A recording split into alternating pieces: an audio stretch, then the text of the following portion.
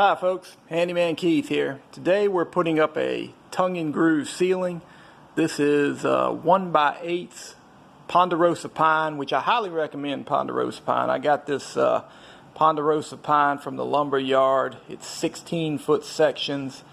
80% of them were very straight, and if you've ever worked with putting up tongue and groove, you know that having straight wood is the key to it. So I'm a one-man show, 16-foot pieces here. I'm going to show you how I got them up on the ceiling, and hopefully that'll help you out a little bit.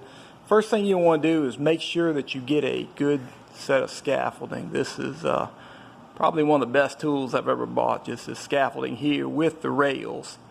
And I've got these cleats up here that I put on the ceiling that'll swing down. And I'll show you how that works here in just a second. And I've also put up this ledger board on the edge, and that'll help as well, and I'll show you how that works. I have one screw goes through the drywall. I'm going to have to repair that when this is over with, but that's quick, and this thing greatly helps. So let me turn this over here to my assistant. I thought you said you were a one-man show. Yeah. Alright, so I'm going to get up here. I want to make sure we do things safely. Just pull it up. Put it up there in pieces. Down on the scaffolding.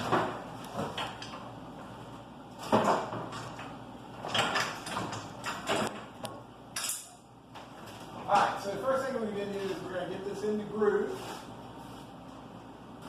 here. We're going to swing these ports down.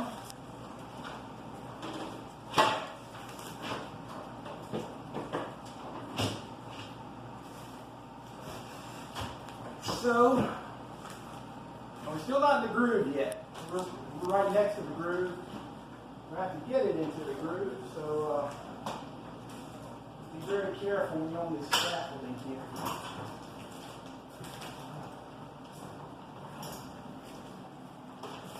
Alright, so we'll start at one end, and then we're going to go across.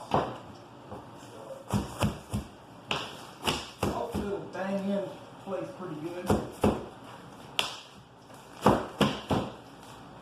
Now, once you get one end in, you want to get these clamps real easy. That'll keep it secure. Okay? And then we're going to just we're going to work and get this thing in.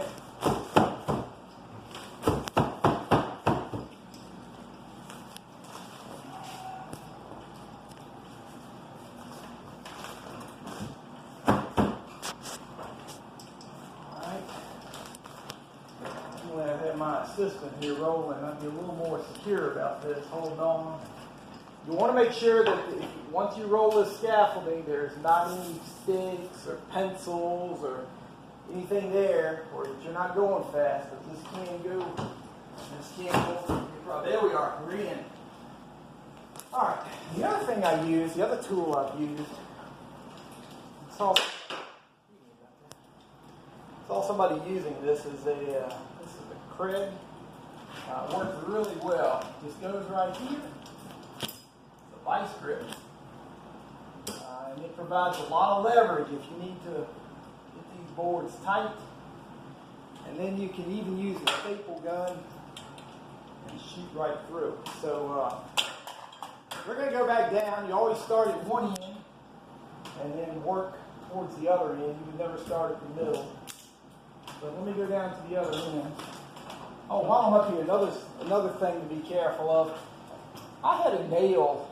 I'm using 18 gauge nails from a power gun, but I had one of them come in, make a U-turn, and come right back out. So if I had my hand real close like here, it could have gotten my hand. So make sure that you're, a couple inches away from where that nail could come out anywhere as you're working and putting this board up. So, Ready to move? yeah, I'm ready to move. So move me down, please. Excellent. Thank you. Thank you so much. Thank you so much. All right. So now the legend board is already up here. We're going to take that down with one screw.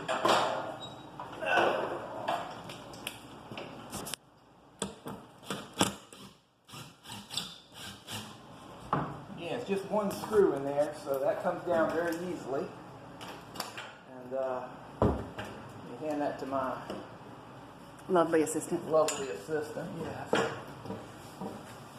ahead and put that down. All right. Now I have to take that down because I can't get a nail in with the legend board up. So we'll go ahead and take the 18 gauge nail. Put a couple of them in here. I've been using 3 nails in each one of the